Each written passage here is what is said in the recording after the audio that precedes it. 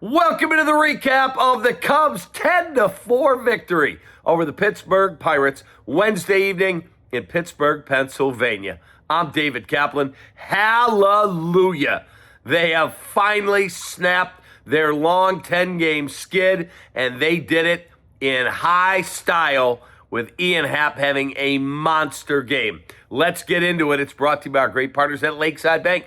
Lakeside Bank, where every Lakeside client has their own Lakeside banker. That's why I've been a client for more than 20 years. Lakeside Bank, it's about time. Folks, that was awesome. That was a fun game to watch, and the Cubs played solid baseball. Starting pitching was unspectacular, but enough that he kept you in the ball game. Jamison Tyone. But Ian Happ had a monster game. I thought Craig Counsell had a good game. He had a pinch hit opportunity with Conforto, and he takes the ball out of the ballpark. He was able to get some length out of Tyone, and the Cubs hung in there, and then in the later stages, put this one away.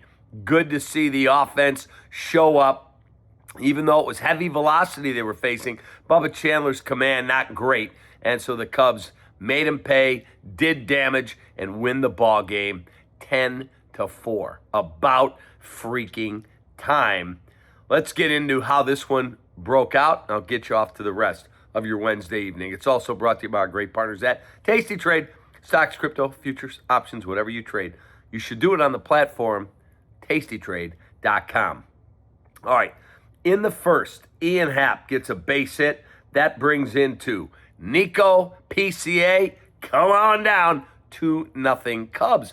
And I'm at dinner watching the game with my son Brett, and we're high-fiving. We're like, here we go. And I figured, keep adding on and just make this a laugher. It was not to be that way. In the second, Nico, a base hit to right field. That brings in Carson Kelly. 3-0 Cubs. And people in the restaurant, a place called Fieldhouse in Deerfield, people are high-fiving. They're coming by the table. They're like, hey, Cap, bam. Cubs are back. I said, I hope you're right.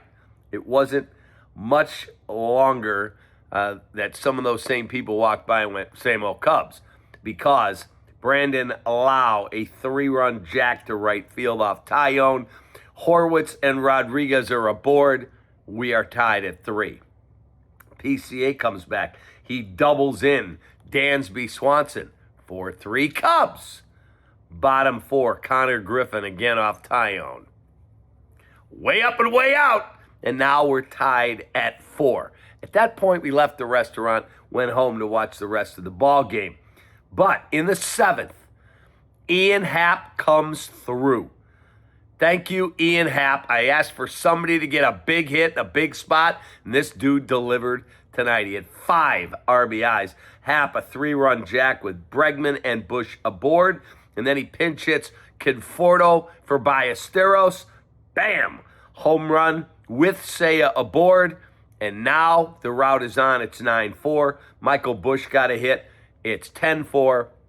And that's the way this one will finish. Player of the game, that is easy. Our Gallagher player of the game is Ian Happ. 5 RBIs as Ian Happ had a monster night. He was 2 for 6. He had 5 RBIs. He hit the big 3-run home run. He was solid in the outfield, and he did what he had to do when they needed a jump start. You got 2 men on. The game's 4-4, hanging in a balance. Bam! Way up, way out, just inside the foul pole in deep right field. And the Cubs win the ball game. So Ian Happ is the Gallagher Insurance player of the game since 1927. Gallagher has been serving the Chicago business community with insurance, risk management, and people services. AJG.com. Now let's roll through the box score because there's some things to talk about here. I saw good hard contact against a guy throwing 99 miles an hour in Bubba Chandler, whose command is not great, but the dude has an electric arm. You got to admit that. And the Cubs have struggled with velocity. So let's go inside the box score. Brought to you by SinusAndSnoringMD.com. This dude will sleep like a baby tonight.